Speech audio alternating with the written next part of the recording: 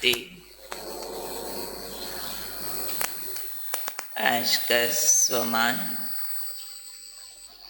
मैं संपूर्ण फरमान बरदार हूँ। आज भी प्यारे बाबा फरमान के बारे में समझा रहे हैं। सिर्फ फरमान बरदार नहीं बनना, लेकिन संपूर्ण फरमान बरदार बनना। और संपूर्ण फरमान बरदार भी बाबा ने कहा वही बन सकते हैं जो सूक्ष्म फरमान पालन करते हैं। दो तरह के फरमान होते हैं, एक स्थूल फरमान है, एक सूक्ष्म फरमान है। स्थूल तो बाहरी रूप से सेवाएं दी जाती हैं, ये करो, ऐसे करो। और बाबा कहते हैं स्थूल फरमान पालन करने की शक्ति भी उन बच्चों में आती है जो पहले सूक्ष्म फरमान पालन करते हैं। और सबसे सूक्ष्म और मुख्य फरमान है दो। एक तो है बच्चे निरंतर मुझे याद करो।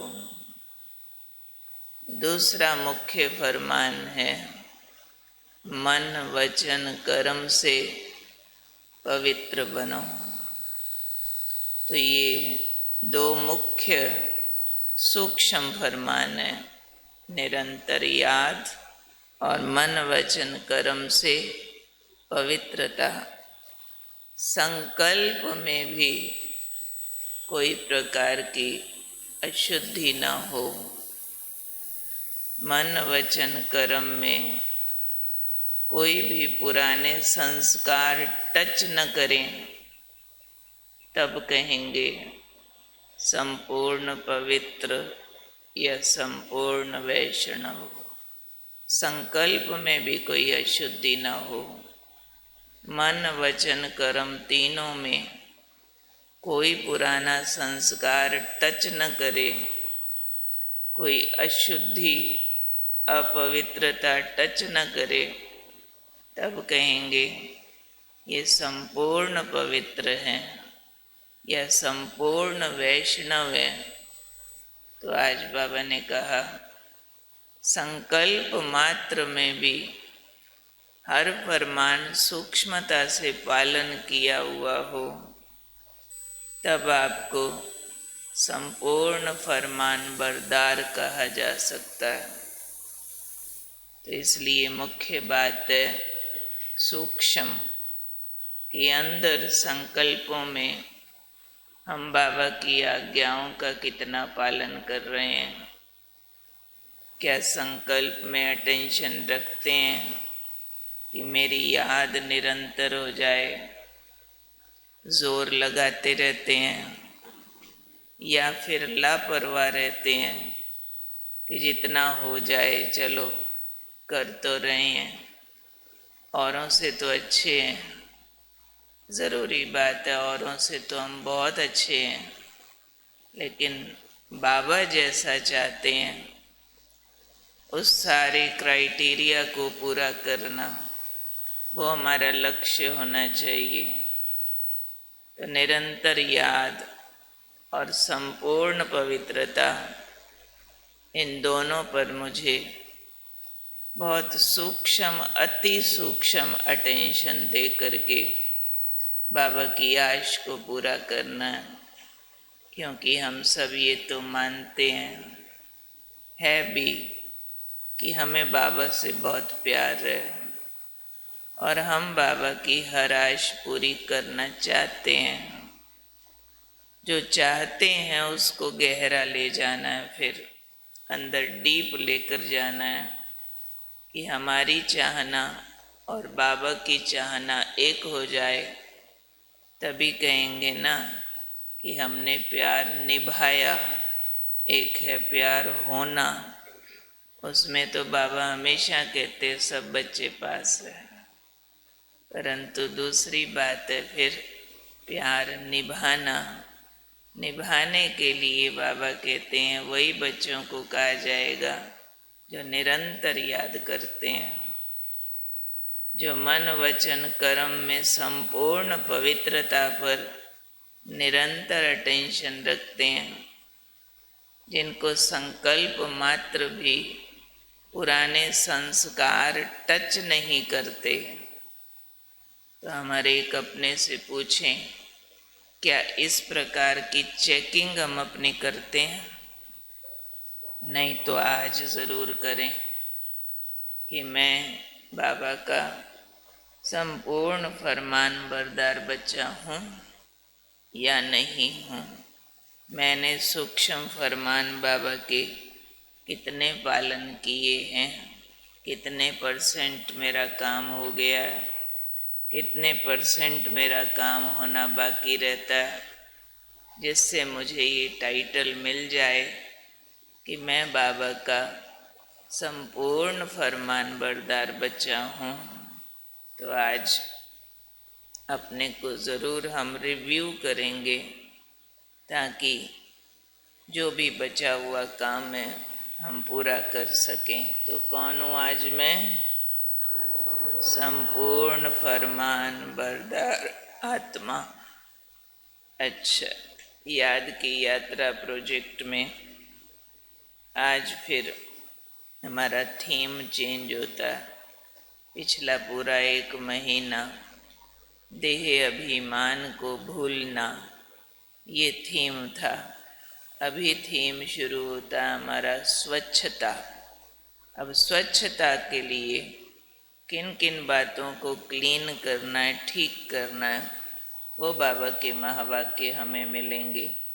क्योंकि याद की यात्रा में स्वच्छता पूरी चाहिए, जो अभी भी वरदान में सुना ना, संपूर्ण पवित्रता।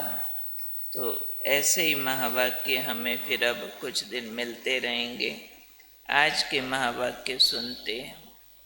बुद्धि में जरा भी किचड़ा होगा तो शुद्ध बाप की याद टिक नहीं सकेगी, प्राप्ति कर नहीं सकेंगे। गंदगी को धारण करने की एक बार आदत डाल दी तो बार बार बुद्धि गंदगी की तरफ ना चाहते भी जाती रहेगी। और रिजल्ट क्या होगी? वे नेचुरल संस्कार बन जाएंगे। गंदगी की तरफ जाने के मन बुद्धि के नेचुरल संस्कार बन जाएंगे। फिर उन संस्कारों को परिवर्तन करने में मेहनत और समय लग जाता है। दूसरे का अवगुण वर्णन करना अर्थात स्वयं भी परचिंतन के अवगुण के वशीभूत होना। अगर हम अवगुण किसी का वर्णन कर रहे हैं तो हम भी तो एक अवगुण प्रयोग कर रहे हैं ना परचिंतन का। लेकिन ये समझते नहीं हैं कि दूसरे की कमजोरी वर्णन करना अपने समाने की शक्ति की कमजोरी जाहिर करना है। एक तो हमने परचिंतन का अवगुण प्रदर्शित किया अपना, और दूसरा समाने की शक्ति की कमजोरी प्रकट की। कब? जब दूसरों का अवगुण वर्णन करते हैं। किसी भी आत्मा को सदा गुण मूर्त में देखो। अगर किसकी कोई कमजोरी है भी, मर्यादा के विपरीत कार्य है भी, चलो आपको दिखाई दिया कोई में कमजोरी है, कोई मर्यादा के खिलाफ काम कर रहा है, तो क्या करना है? क्या करना है? दिख रहा है ना गलती है, दिख रहा है इसकी गलती से नुकसान हो जाएगा बहुत बड़ा, तो फिर तो वर्णन करना पड़ेगा ना फलाना कितना खराब है। तो क्या करो? बाबा ने कहा निमित्त बनी हुई बाप दादा की निमित्त बनाई हुई सुप्रीम कोर्ट में लाओ, यानी निमित्त बने हुओं को सुनाओ, यहाँ वहाँ नहीं। खुद ही वकील और जज नहीं बन जाओ। भाई भाई का नाता भूल वकील और जज बन जाते हो। आपस में ही फैसले करने लग जाते हो, फलाना ऐसे कर रहा है ना, इस हिसाब से ऐसे करते हैं, तो खुद ही वकील बन गए, खुद ही जज बन गए। नहीं, सिर्फ समझा आपने कि फलाना कुछ गलत कर रहा है जो ब्राह्मणों को नहीं करना चाहिए, तो निमित्त को सुनाओ। इसलिए भाई भाई की दृष्टि टिक नहीं सकती। केस दाखिल करने की मना नहीं है, लेकिन मिलावट और खयानत नहीं करो।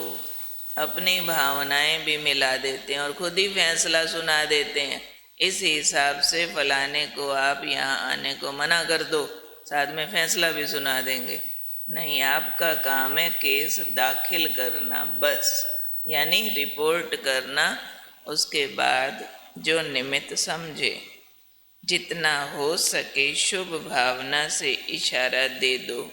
ना अपने मन में रखो, ना औरों को मन मनाभव होने में विघ्न रूप बनो। केवल निमित्त को इशारा दिया, बात खत्म। अपने मन में भी नहीं रखो, नहीं तो मन अशुद्ध हो जाएगा और मन मनाभव बनने में विघ्न हो जाएगा। बच्चे चतुराई का खेल क्या करते हैं? जिस बात को समाना चाहिए उसको फैलाते हैं, और जिस बात को फैलाना चाहिए, ज्ञान योग की बातें, गुण वर्णन की बातें फैलाओ, इतनी मर्जी बाबा बाबा के प्यार की बातें, उसको समा जाते हैं। हाँ, मुरली बहुत अच्छी थी, काम खत्म। और फलाने का अवगुण आधा घंटा वर्णन, जो समाना चाहिए उसका वर्णन कर रहे हैं, जिसका वर्णन करना चाहिए पूरी मुरली रिपीट करो, बाबा के गुण गाओ, उसको समा जाते हैं कि ये तो सब में समा देते हैं।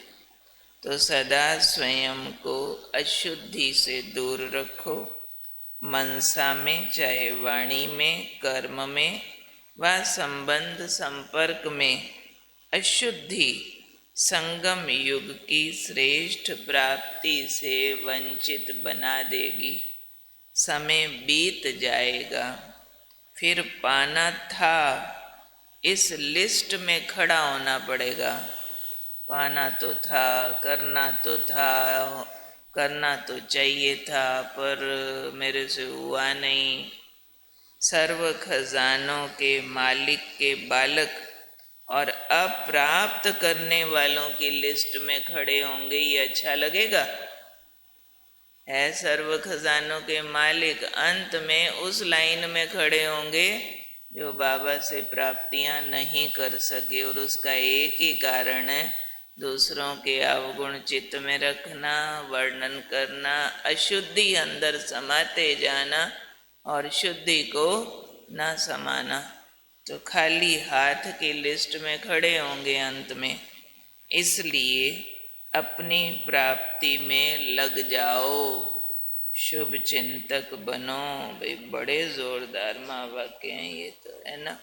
दिन में 8-10 बार पढ़ लेना, हो सके तो रट लेना, बहुत फायदा देंगे। बहुत बाबा के ये अनमोल ज्ञान रतन जो भी निकाल रहे हैं हमारे ग्रुप के भाई बहनें, बहुत बहुत थैंक्स है उनको कि ऐसे अनमोल रतन निकाल के हमको सौगात में दे रहे हैं।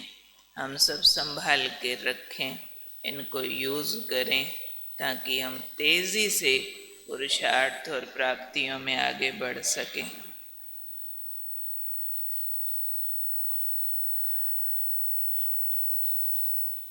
अच्छा, स्वमान।